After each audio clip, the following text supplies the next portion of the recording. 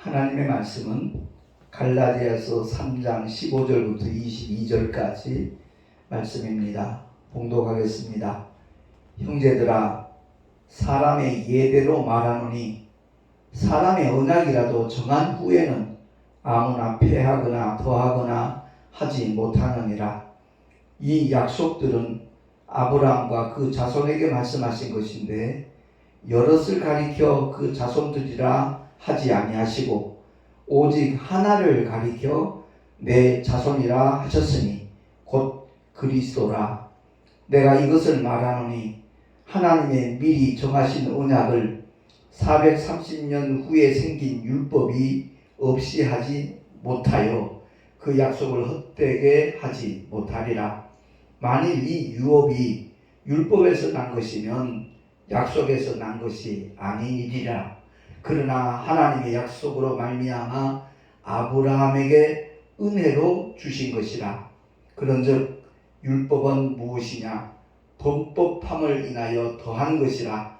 천사들로 말미암아 중보의 손을 빌어 베푸신 것인데 약속하신 자손이 오시기까지 있을 것이라. 중보는 한편만 위한 자가 아니나 오직 하나님은 하나이시니라. 그러면 율법이 하나님의 약속들을 거스리느냐?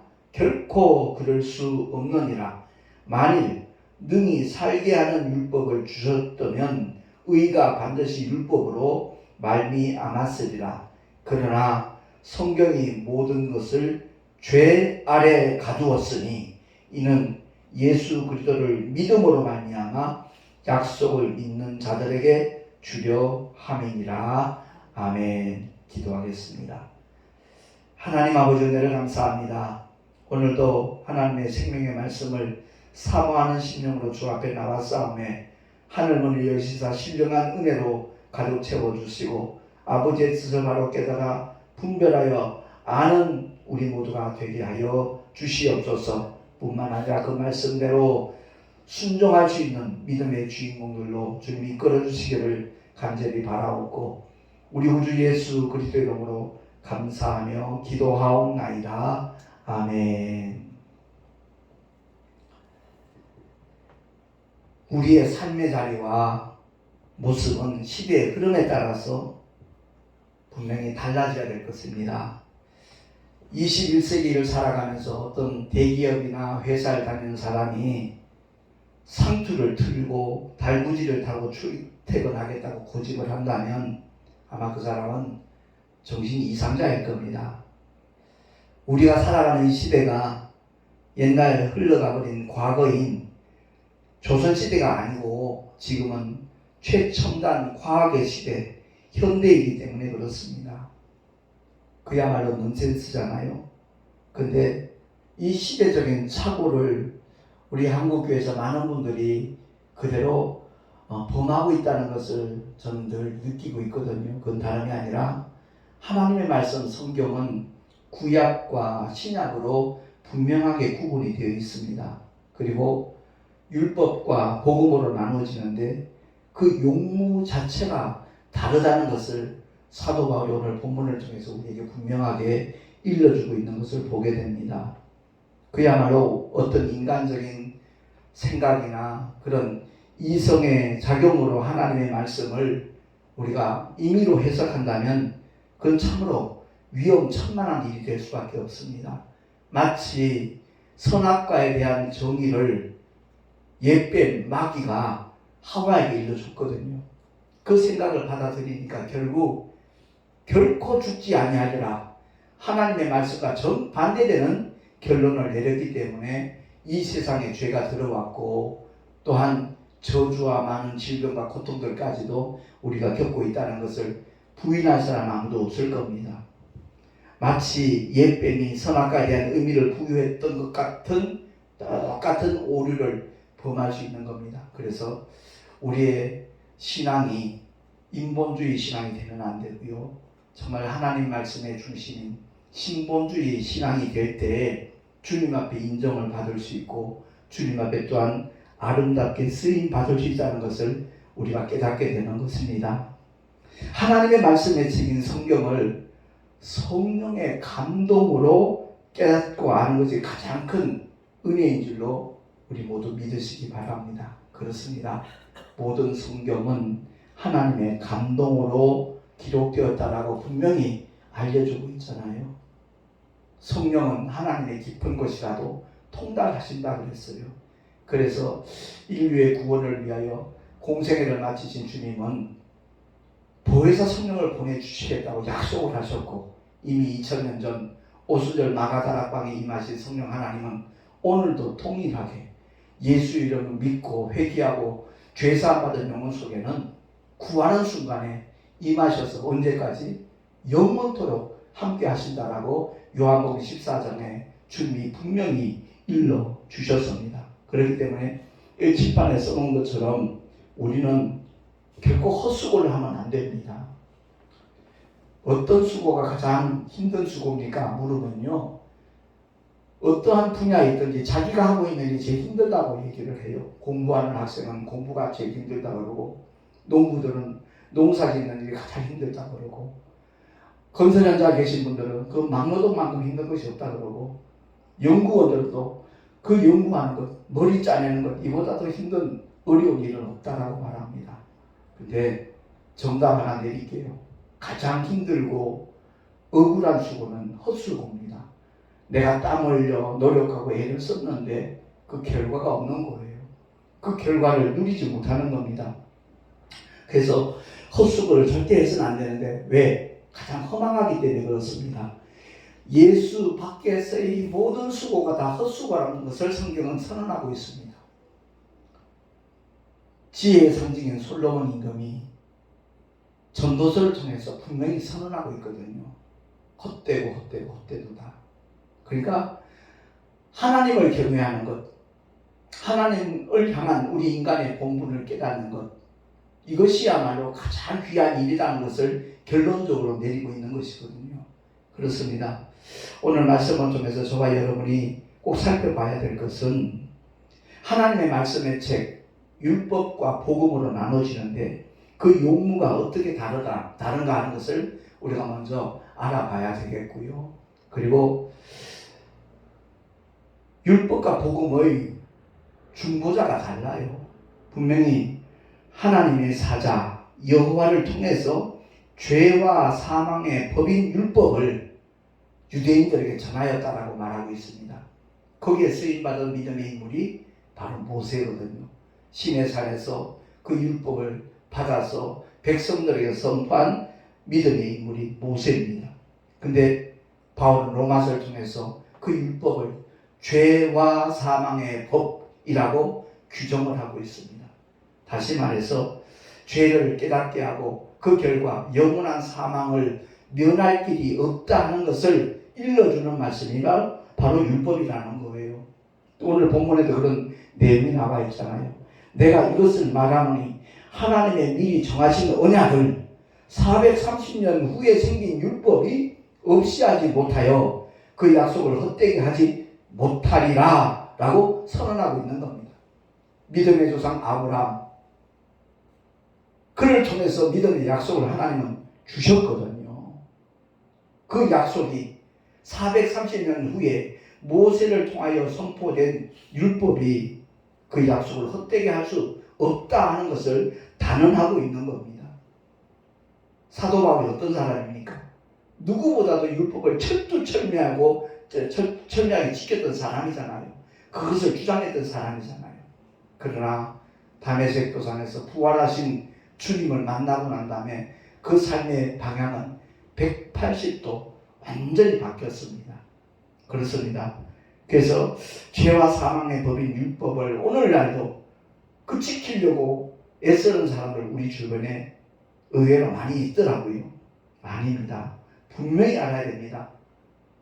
성경을 통해서 선언하기를 하나님의 아들 예수 그리스도를 통해서 생명의 말씀, 복음을 전하였다라고 복음서들도 그렇게 말씀을 하고 있잖아요.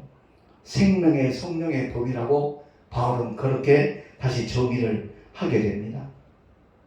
분명 율법도 하나님의 말씀이지요. 근데 성령 하나님은 결단코 율법을 증거하지는 않습니다. 율법을 변호하지도 않습니다. 성령 하나님은 오직 진리의 영이시기 때문에 진리이신 예수만을 증거하고 변호하신다는 사실을 명심하시기 바랍니다. 그래서 진리의 영이라고 그러잖아요. 내가 곧 길이요 진리요 생명이니 나를 말미암지 않고는 아버지께로 올 자가 없다고 주님이 분명히 선언하셨잖아요. 그 길 대신 예수, 진리 대신 예수, 생명 대신 예수, 그 예수 그리스도를 변호하고 증거하시기 위해서 보내심을 받은 분이 보혜사 성령 하나님이라는 말씀입니다. 공간복음에 보면 마태복음은 17장에 나와 있고 마가복음, 누가복음 9장에 나와 있는데 오늘날 우리 믿음의 사람들은 그 산을 가리켜 변화산이라고 그렇게 표현을 하고 있지만 복음서에 그렇게 나와 있지는 않습니다. 그냥 높은 산에 오르셨다 그러죠. 베드로와 요한과 야고보를 데리고 주님이 높은 산에 오르셨는데 거기서 변형이 되셨거든요. 주님의 모습이 그야말로 그들이 두려움에 쌓일 정도로 압도가 되었지요. 보니까 모세와 엘리야가 예수로 더불어 말씀하는 것이 보였거든요.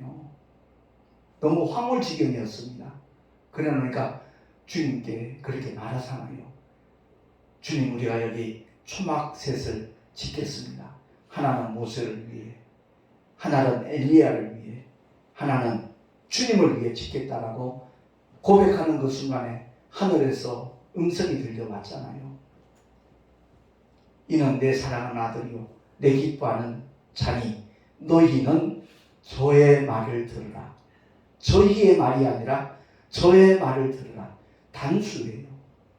그 음성이 들려서 쳐다봤더니 모세와 엘리야는 온데간데 없고 오직 예수님만 거기 계셨거든요.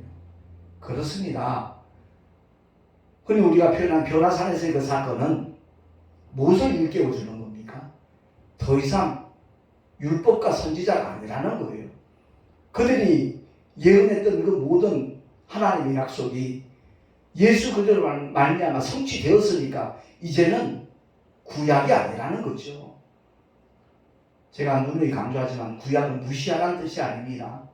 주님이 어떻게 이 땅에 오셨는지 하나님의 많은 주의 종들 선지자를 통해서 예언한 대로 성경대로 주님이 이 땅에 오셨다는 것을 알려면 반드시 구약을 알아야지요. 근데 우리가 구약을 전하는 게 아니라는 겁니다.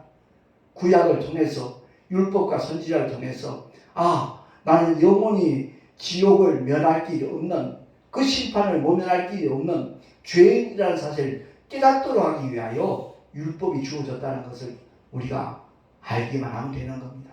그래서 죄인에게는 누가 필요하죠? 구원주가 필요한 거예요. 메시아가 필요한 거예요. 그래서 주님 앞으로 나와야 된다는 거죠. 그래서 사도 바울은 갈라디아서를 통해서 율법을 몽학 선생이라고 그렇게 표현을 하고 있잖아요. 그렇습니다. 우리 모두가 다 진리로 무장을 해야 되는데 자꾸만 이상하게 구약에 더 비중을 두는 그런 부분들이 한국교회가 많이 나타나고 있어요. 분명히 저의 말을 들으라. 예수 외에는 보이지 않았다 그랬어요. 그럼에도 불구하고 율법의 표상이 바로 여호와라는 하나님의 표거든요. 근데 그 여호와를 더 많이 불러요. 한국교회에서. 여호와를 찬양해요. 아닙니다. 신약 성경에 단 한 번도 언급이 된 적이 없는 여호와. 그 표호는 이스라엘 백성들에게 하나님이 계시한 것이에요. 그리고 만민에게 선포된 하나님의 이름은 바로 예수입니다. 진리 대신 예수, 생명 대신 예수, 오직 천국으로 가는 유일한 길이 되는 예수.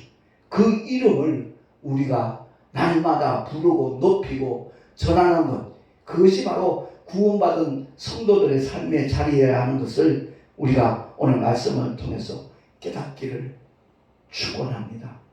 솔직히 저 역시도 몰랐거든요. 신학교에 다니니까 신학교 교수님들이 그렇게 가르쳐 맞어요. 마치 요한은 아버지의 이름이고 예수는 아들의 이름이고 성령은 또 보혜사라고 가르쳐주는 그런 분들도 없잖아요. 있더라고요. 성경을 유심히 기도하면서 살펴보면 오직 성부와 성자와 성령 삼위가 일체가 되신 하나님의 이름은 하나밖에 없습니다. 그 이름은 예수입니다. 요한복음을 기도하면서 유심히 살펴보면 아들에게 맡기신 아버지의 이름이라고 했어요. 그리고 성령도 그 이름으로 보내심을 받았어요. 성부, 성자, 성령이 삼위가 일체되시는데 어떻게 이름이 여러 개가 될 수 있겠습니까? 그게 넌센스잖아요. 잘못 알고 있는 거잖아요. 분명히 우리가 기억해야 될 것은 신학교에서 가르치는 교수들도 약점이 있다는 걸 알아야 돼요. 완전한 분이 아니라는 것을 알아야 돼요. 그들의 가르침을 거부하거나 무시해서는 안 되겠지만 어디까지나 말씀을 통해서 성령의 조명을 받아서 진리가 무엇인가를 바로 알고 우리가 믿음의 길을 걸어갈 때 그 수고는 결단코 헛되지 아니하다는 것을 성경은 말씀을 하고 있는 겁니다. 제가 전혀 틀림없는 예언 하나 다시 한번 할게요. 예수 밖에서의 모든 수고는 100% 헛수고가 될 겁니다. 이 세상에서는 유용하지요. 힘쓰고 애쓰고 땀 흘린 만큼 그 어떤 결과를 얻는 것처럼 느끼지요. 그렇게 경험을 하지요. 그러나 육신의 날이 끝나는 그 순간 우리의 영혼이 육체를 떠나는 순간, 이 육신의 장막이 무너지는 순간 육신의 그 모든 노력과 수고는 헛되고 영원히 헛된 수고였다는 것을 그 순간에 깨닫게 될 것이라는 거죠. 그러니까 기왕이면 그런 수고는 절대 해서는 아니 되고, 그래서 전도하는 거예요. 그 헛수고 하지 말고 그리스도 안에 들어와서 새로운 피조물로 창조주 하나님을 아바 아버지라 부르며 하나님의 자녀의 권세를 가지고 이 세상을 넉넉히 이기면서 살아가자는 거죠. 그뿐만 아니라 영원한 우리의 때가 있거든요.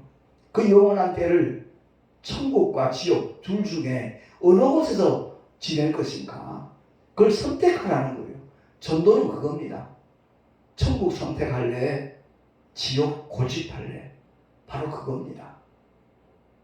정말 하나님의 생명의 말씀을 사모하는 심령으로 기도하면서 성경을 보면 제가 드리는 이 결론을 누구나 다 아마 확인하게 될 것입니다. 그러니까 예수 믿고 구원받은 하나님의 사람들도, 하나님의 자녀된 성도들까지도 헛수고하는 모습이 많이 보이거든요. 한국교회가 얼마나 열심히 신앙생활을 강조합니까? 그런데 그들 중에는 헛된 수고를 정말 열심히 하는 사람도 없잖아 있거든요. 그래서 율법의 용무와 역할에 대해서 갈라디아서 3장 19절에 나왔으니까 한 번 더 합독을 하겠습니다. 시작. 그런즉 율법은 무엇이냐? 법법함을 인하여 더한 것이라. 천사들로 말미암아 중보의 손을 빌어 베푸신 것인데 약속하신 자손이 오시기까지 있을 것이라. 약속하신 자손이 바로 하나님의 독생자 예수로 그가 2000년 전에 이 땅에 오셨다 이 말입니다. 그때까지만 존재하는 것이 율법이라는 거예요. 그 후에도 율법을 폐해서는 안 돼요. 왜? 오늘날 21세기를 살아가는 현대인들이 율법에 일단 자기가 부딪혀야 내가 죄인이구나. 십계명에 비춰봐도 산속의 종교 전에 다니는 사람들이 얼마나 자선을 베풀고 열심히 한 게, 그러나 십계명에다 비춰보면 그들은 영원한 지옥 형벌을 면할 길이 없는 자들이잖아요. 나 외에 다른 신을 있게 하지 말라. 그 십계명에 바로 걸려버리잖아요. 그렇기 때문에 우리 모두가 다 율법을 폐하는 거 아닙니다. 주님이 그러셨어요. 폐할 놈들로 생각지 말라. 완전케 하려 함이라 그랬어요.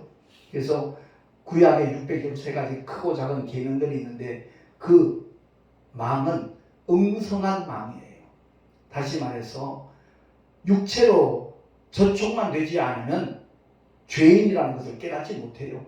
인정하지 않아요. 그래서 산상수훈을 통해서 우리 주님이 율법을 얼마나 강화하셨는지 몰라요. 남의 물건 안 훔쳤어도 탐심만 가져도 이미 도적질한 자다. 가늠 행위를 하지 않았어도 이미 마음의 음욕만 풀어봐도 그는 가늠한 자다. 사람을 죽이지 않았어도 미워하는 자 이미 살인한 자다 하는 것을 주님이 일깨워주는 그 촘촘한 망을 빠져나갈 사람 이 지구상에 없습니다. 단 한 명도 없습니다. 그래서 율법의 정의가 바로 그거잖아요. 의인은 없나니 하나도 없다. 하나님의 선언이에요. 그래서 오늘 본문을 통해서 다시 한번 일깨워주는 말씀이, 그러면 율법이 하나님의 약속들을 거스르느냐? 결코 그럴 수 없느니라. 만일 능히 살게 하는 율법을 주셨다면 의가 반드시 율법으로 말미암았으리라 라고 선언하면서, 그러나 성경이 모든 것을 죄 아래 가둔 이유가 뭐냐? 예수 그리스도를 믿음으로 말미암은 약속을 믿는 자들에게 주기 위함이다. 그렇습니다. 예수 그리스도의 이름을 안 가는 것, 그 이름을 나의 왕으로, 나의 하나님으로, 나의 구주로 영접한다는 것은 일생일대의 가장 큰 사건이에요. 엄청난 복된 사건이에요. 영원한 복을 소유하는 사건이 바로 예수 그리스도의 이름을 믿고 내 심령 속에 영접하는 것이라는 것을 우리가 기억을 하고, 열심히 사는 거 좋죠. 근데 그 열심히 사는 그 수고가 헛수고로 귀결된다면 얼마나 억울합니까? 얼마나 허망합니까? 그렇기 때문에 복음을 전하는 것이고, 하나님의 그 영원한 약속을, 믿음의 조상 아브라함에게 허락하신 그 약속을 우리 모두가 예수 이름을 믿음으로 말미암아 동일하게 얻을 수 있도록, 어떤 의미에서는 동일한 게 아니에요. 더 큰 복을 받는 거예요. 분명히 모든 선지자 중에 가장 큰 선지자가 누구라고 했어요? 주님이 말씀하시기를 침례 요한이라고 했어요. 왜? 구약의 수많은 선지자들 주님을 본 적 없어요. 멀리 내다보면서 그들은 하나님의 뜻을 선포했던 하나님의 종들이고요. 근데 침례 요한은 직접 예수님을 만났고 요단강에서 침례를 진례하는 그와 같은 하나님의 종이기 때문에 주님이 그렇게 말씀하신 거예요.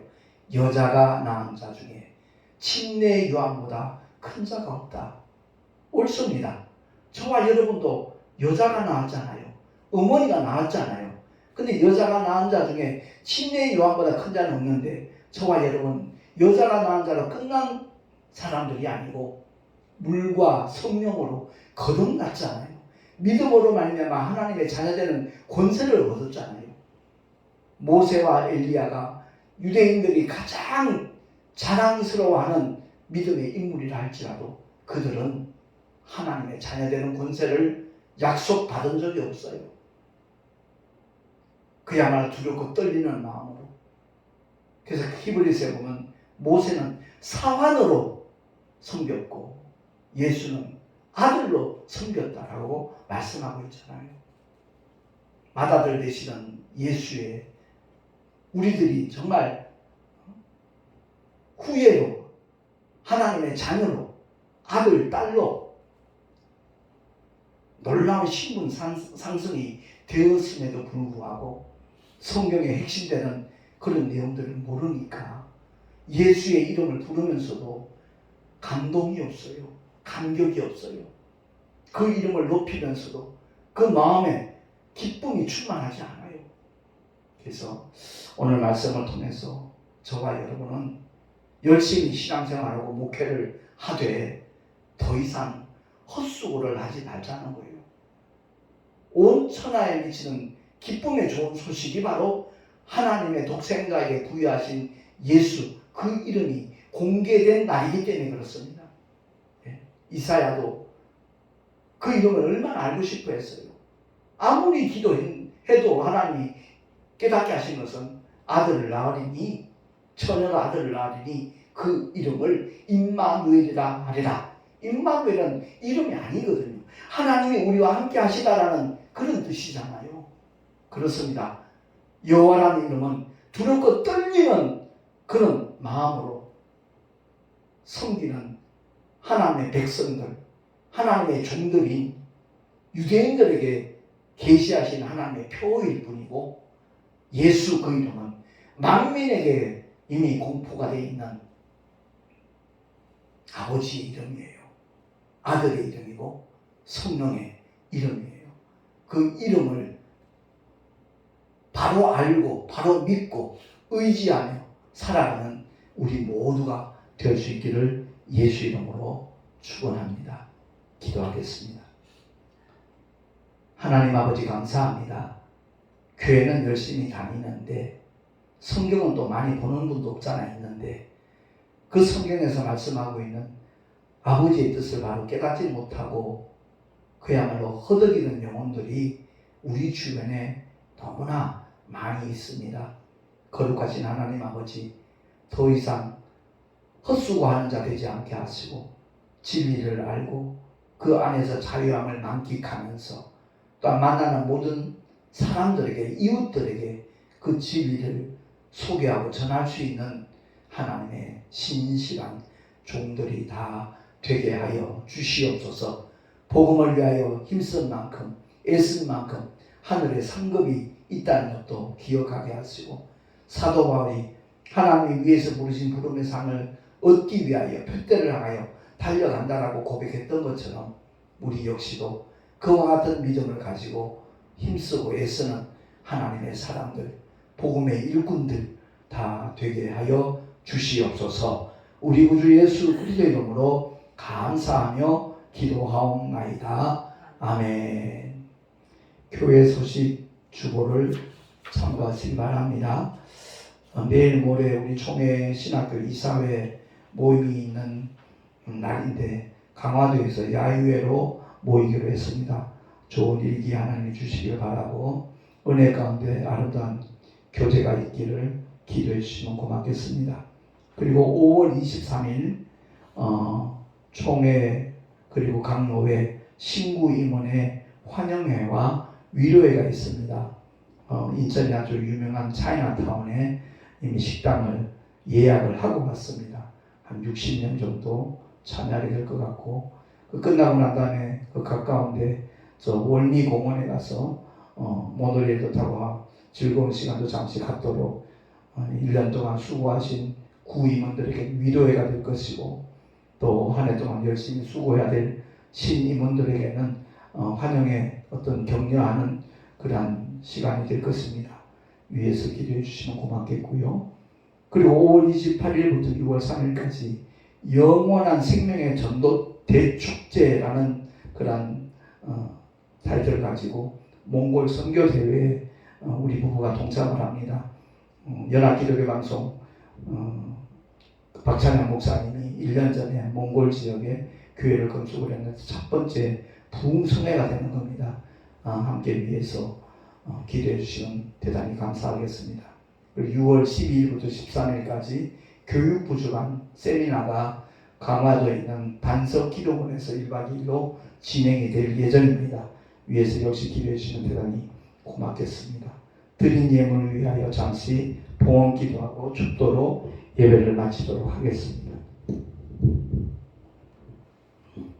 하나님 아버지 감사합니다. 주님 앞에 귀한 예물 드렸습니다. 11조와 여러 가지 감사 예물들, 선교 예물들 주님 기뻐 받아주시고 아버지의 뜻이 이루어지는 일에 요긴하게 사용되어지게 하여 주옵소서. 드린 손길들마다 참으로 하나님께서 예비하신 복으로 채워주시고 일마다 때마다 주께서 함께 하시는 믿음의 증거들이 나타나게 하여 주시옵소서. 우리 구주 예수 그리스도의 이름으로 감사하며 간절히 축복하며 기도하옵나이다. 아멘.